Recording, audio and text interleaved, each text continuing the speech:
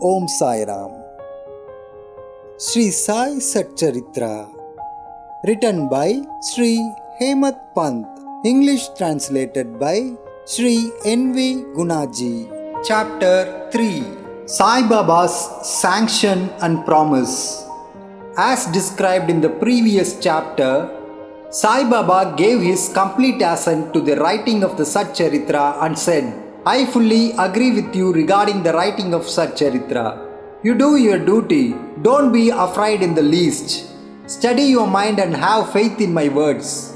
If my Leelas are written, the avidya will vanish, and if they are attentively and devotedly listened to, the consciousness of the worldly existence will abate, and strong wave of devotion and love will rise up. And if one dives deep into my Leelas, he would get precious jewels of knowledge. Hearing this, the author was much pleased, and he at once became fearless and confident, and thought that the work was bound to be a success. Then turning to Shama Madhavrao Deshpande, Sai Baba said, if a man utter my name with love, I shall fulfill all his wishes, increase his devotion.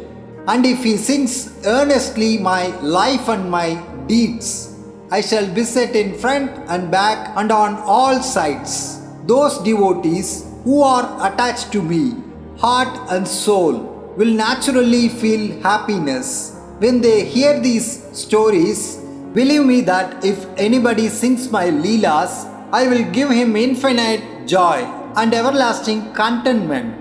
It is my special characteristic to free any person who surrenders completely to me and who worships me faithfully and who remembers me and meditates on me constantly.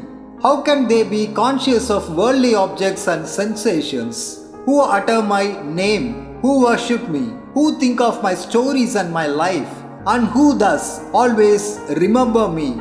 I shall draw out my devotees from the jaws of death. If my stories are listened to, all the disease will be got rid of. So hear my stories with respect and think and meditate on them, assimilate them. This is the way of happiness and contentment. The pride and egoism of my devotees will vanish. The mind of the hearers will be set at rest, and if he has wholehearted and complete faith, he will be one with supreme consciousness. The simple remembrance of my name as Sai Sai will do away with sins of speech and hearing. Different works assigned to devotees. The Lord entrusts different works to different devotees. Some are given the work of building temples and mats or gods on rivers. Some are made to sing the glories of God. Some are sent on the pilgrimages. But to me was allotted the work of writing the Sai Satcharitra, being a jack of all trades but master of none. I was quite unqualified for this job. Then why should I undertake such a difficult task? Who can describe the true life of Sai Baba? Sai Baba's grace alone can enable one to accomplish this difficult work. So when I took the pen in my hand, Sai Baba took away my egoism and himself wrote his stories. The credit of relating these stories therefore goes to him and not to me. Though Brahmin by birth, I lacked the two eyes of Shruti and Smriti, and therefore was not at all capable of writing the Satcharitra. But the grace of the Lord makes a dumb man talk, enables a lame man to cross a mountain. He alone knows the ways of getting things done as he likes. Neither the flute nor the harmonium knows how the sounds are produced. This is the concern of the player. The oozing of Chandragant jewel and the surging of the sea are not due to the jewel and the sea, but due to the rising of the moon. Baba's stories as beacon light. Light horses are constructed at various places in the sea to enable the boatman to avoid rocks and dangers and make them sail safely. Sai Baba's stories serve a similar purpose in the ocean of worldly existence. They surpass nectar in sweetness and make our worldly path smooth and easy to traverse. Blessed are the stories of the saints. When they enter our hearts through the ears, the body consciousness or egoism and the sense of duality vanish. And when they are stored in the heart, doubts will evade, pride of the body will fall, and wisdom will be stored in abundance. The description of Baba's pure fame and hearing of the same with love will destroy the sins of the devotee, and therefore this is the simple sadhana for attaining salvation. The sadhana for Krita age was Samadhama, that is tranquility of mind and body. For Trita age, sacrifice. For Dwapar worship, and for Kali age, it is singing of the name and glory of the Lord. This last sadhana is open to all the people of the four varnas, Brahmins, etc. The other sadhanas, Yoga Tyaga, that is sacrifice, Dhyan, meditation, and Dhyan Dharana, concentration, are very difficult to practice. But singing and hearing the stories and the glory of the Lord Sai Baba is very easy. We have only to turn our attention towards them. The listening to and singing of the stories will remove the attachment to the senses and their objects, and will make the devotees dispassionate, and will ultimately lead them to self-realization. With this end in view, Sai Baba made me write these stories as Satcharitra. The devotees may now easily read and hear these stories of Sai Baba, and while doing so, meditate on him, his form, and thus attain devotion to Guru and Sai Baba, get dispassion and self-realization. In the preparation and writing of this work, Satcharitra, it is Sai Baba's grace which has accomplished everything, making use of me as a mere instrument.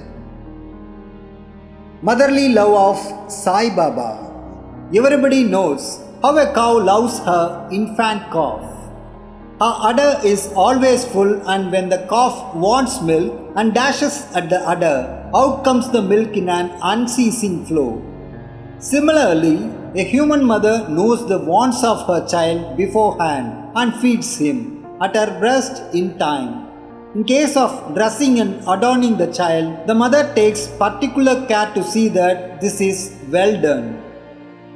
The child knows or cares nothing about this, but the mother's joy knows no bounds when she sees her child well dressed and adorned. The love of the mother is peculiar, extraordinary, and disinterested, and has no parallel. Sadgurus feel their motherly love towards their disciples. Sai Baba had the same love towards me, and I give an instance of it below. In 1916, I retired from government service. The pension that was settled in my case was not sufficient to maintain my family decently. On Guru Purnima day of that year, I went to Shirdi with other devotees. There, Mr. Anna Chinchanikar, of his own accord, prayed to Baba for me as follows. Please look kindly at him. The pension he gets is quite insufficient. His family is growing. Give him some other appointment. Remove his anxiety and make him happy.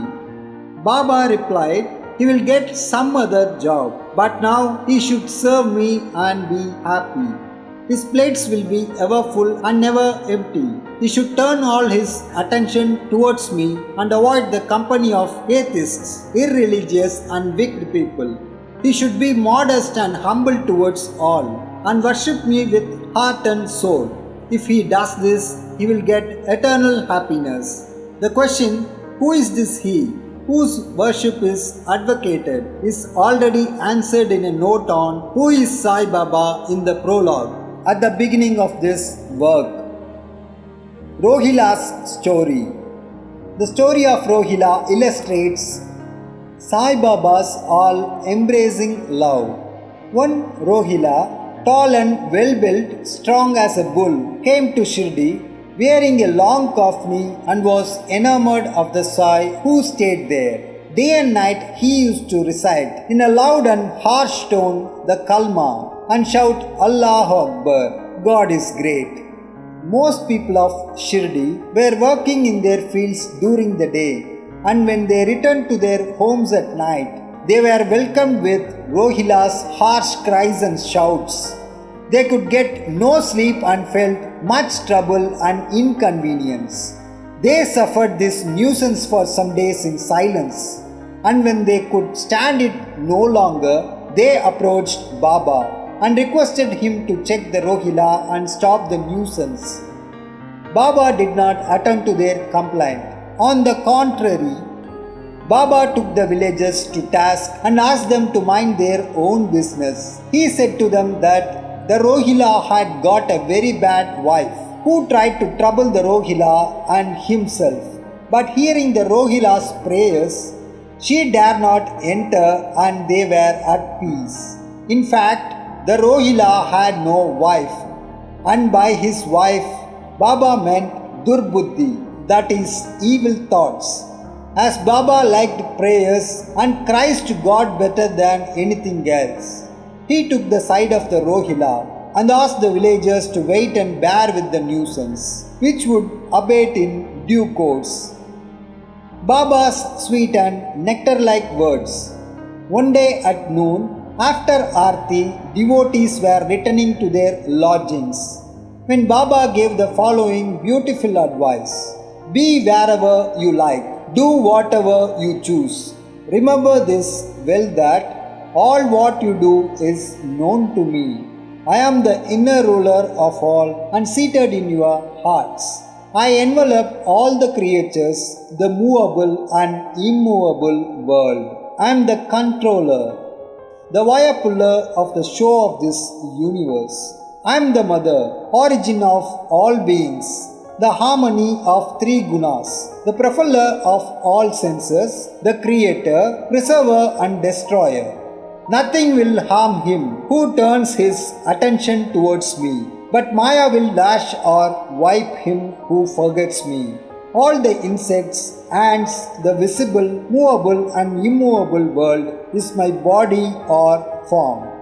Hearing these beautiful and precious words, I at once decided in my mind to serve no man henceforth but my Guru only. But the reply of Baba to Anna Chinchanika's query that I would get some job began to revolve in my mind, and I began to think whether it would come to happen. As future events showed, Baba's words came true, and I got a government job, but that was of short duration. Then I became free and devoted myself solely to the service of my Guru, Sai Baba. Before concluding this chapter, I request the readers to leave out the various hindrances: indolence, sleep, wandering of mind, attachment to senses, etc., and turn their whole and undivided attention to these stories of Sai Baba. Let their love be natural, let them know the secret of devotion. Let them not exhaust themselves by other sadhanas. Let them stick to the simple remedy, that is, listening to Sai Baba's stories. This will destroy their ignorance and will secure for them salvation. A miser may stay at various places, but he constantly thinks of his buried treasure. So let Sai Baba be enthroned in the hearts of all. In the next chapter, I shall speak of Sai Baba's advent in Shirdi. Bow to Sri Sai. Peace be to all.